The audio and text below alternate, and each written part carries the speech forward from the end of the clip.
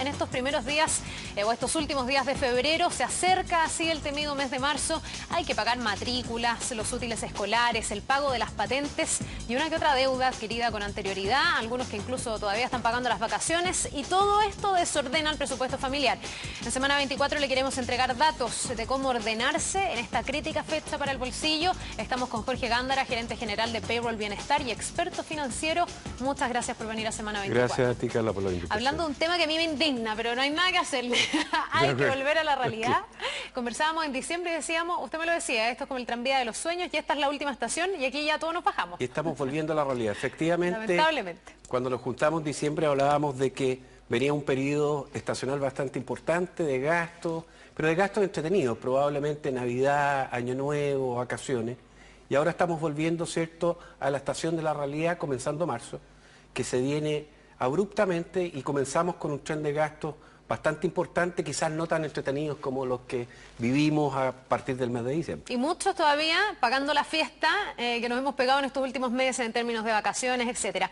¿Qué hacemos? ¿De dónde sacamos la plata cuando la gente no cuenta con la plata, cuando su sueldo no le alcanza?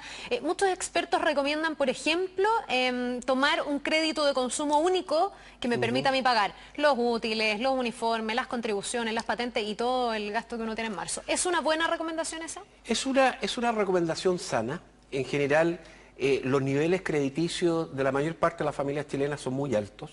Nosotros, en todos los estudios que tenemos en Payroll Bienestar, decimos que probablemente la mayor parte de las familias chilenas tiene del orden de 6 o 7 veces sus ingresos comprometidos en deudas de consumo. Por lo tanto, el tratar de aprovechar un periodo de tasas más bajas, porque estamos viviendo también un año en que las tasas son adecuadas para poder consolidar todas las deudas en una. Pero también nosotros siempre decimos que hay dos ejes de cómo tenemos que mirar los problemas de presupuesto y endeudamiento, porque si bien es cierto, se relacionan, son en sí distintos. Entonces, yo diría que las familias tienen que pensar básicamente en dos ejes: cuál es la administración de su presupuesto y cómo administrar el endeudamiento. Entonces, yo diría que las recomendaciones tenemos que separarlas. En general, las familias tienden a mezclar el endeudamiento con el presupuesto, y eso tiene el riesgo que muchas veces dejan de administrar gastos básicos como colegiaturas, como alimentación, como transporte u otros gastos muy importantes, por pagar cuotas financieras. No estoy diciendo con eso que no deban pagar las cuotas financieras, pero yo diría que lo primero es separar qué es el presupuesto, cuáles son los gastos básicos, cuáles son los gastos suntuarios, y después hacer una planilla muy detallada de cuáles son todas mis deudas. Y saber en el fondo con cuánto cuento. Y saber con cuánto cuento. Probablemente cuando uno mira marzo y dice, ¿por qué lo que tú decías al comienzo es tan duro la llegada de marzo? En marzo probablemente una familia promedio en Chile gasta el 50% o más de lo que gasta en un mes normal. Y el otro mes que tiene características similares, incluso a veces un poquito más altas, es el mes de diciembre. Entonces, cuando yo digo diciembre y marzo, en cada uno de estos meses yo destino un 50% más que los gastos, cierto promedio que tengo durante el año. Y en segundo lugar, cuando uno considera que también gran parte de la familia gasta más o menos lo que gana, y muchas familias gastan más de lo que ganan, entonces ese 50% más de gasto en marzo y en diciembre hace que probablemente una familia esté comprometiendo al menos 1 a 2 rentas en este periodo, digamos, diciembre-marzo. Ya, ¿y de dónde saco la plata de aquel gasto extra que no me alcanza a cubrir mi sueldo? Por eso yo pregunto si es una buena estrategia esto del crédito de consumo único con las tasas que existen hoy, o está bien la práctica generalizada, que es pagar en cada casa comercial con su respectiva tarjeta. ¿Cuáles son los pros y los contras de cada una de las dos prácticas? Bueno, de la primera, evidentemente, existen muchos beneficios.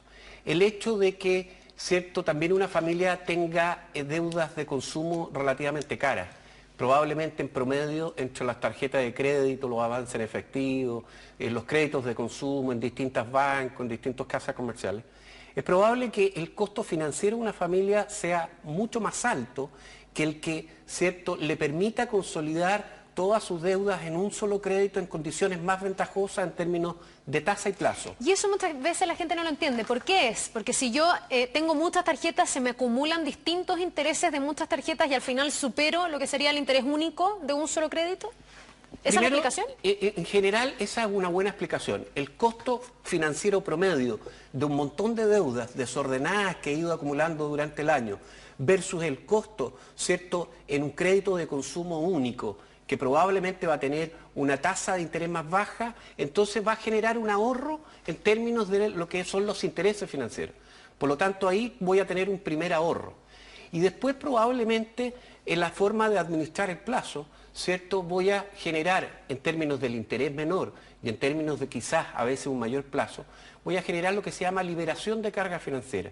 Si una familia pagaba 100 entre las tarjetas de crédito, entre los intereses, ¿cierto?, de una línea de crédito, entre las distintas cuotas que va acumulando en distintos créditos, probablemente si pagaba 100, al consolidar todo esto en un solo crédito va a pagar 70. La diferencia entre 100 y 70 son 30 y eso es una liberación de carga financiera. Ahora, Jorge, siempre y cuando uno efectivamente lo consolide, porque ¿qué hace mucha gente? Bueno, claro. Sigue con sus cuentas activas en la tarjeta de crédito, en la multitienda, en los distintos instrumentos financieros que tiene y además pide un crédito de consumo. O sea, lo que estamos diciendo nosotros es tomar este crédito de consumo más bien grande y cerrar o saldar esas cuentas, ¿verdad? En general las instituciones financieras, y nosotros trabajamos con varias de estas instituciones, y nosotros, además de trabajar en la consolidación de crédito de muchas familias, lo que hacemos también es administrar programas de endeudamiento responsable y tenemos talleres de bienestar financiero. Es más, durante marzo nosotros vamos a ofrecer a todas nuestras compañías, a todas las compañías payroll y a todos sus colaboradores la posibilidad de que puedan asistir a talleres durante el mes de marzo, a lo mejor a un taller sin costo para poder ayudar a muchos de esos trabajadores a que entiendan que si bien es cierto, la liberación de carga de una consolidación de crédito, es decir, juntar varias cuentas, varias cuotas, varias líneas de crédito, tarjeta en un solo crédito, es beneficioso, lo es solo y cuando esa familia se comprometa a administrar un presupuesto ordenado. Porque el gran problema que han tenido en el pasado, las compras de cartera, ese es el nombre que le dan, ¿cierto?, la banca, el sistema financiero, y mucha gente lo conoce de esa forma. Las compras de cartera, insisto, son buenas teóricamente porque generan esta liberación de carga, porque abaratan el costo promedio de lo que es el financiamiento de una familia. Pero el problema es que si una familia no corrige su presupuesto y sigue gastando más de lo que gana, requiere más endeudamiento en el tiempo. Se vuelve a meter Entonces, en un hoyo ese 30% que lo liberó, lo vuelve a ocupar en nuevas deudas. Y es fácil, y en nuestros estudios, en nuestros análisis de muchas familias, de muchos trabajadores, nos damos cuenta que cuando eso ha ocurrido, es decir, cuando hizo una compra de cartera, no ordenó su presupuesto, es probable que en 2 años el tamaño de su deuda haya aumentado significativamente. Entonces, ojo con que la consolidación de crédito de todas estas deudas en una sola es bienvenida,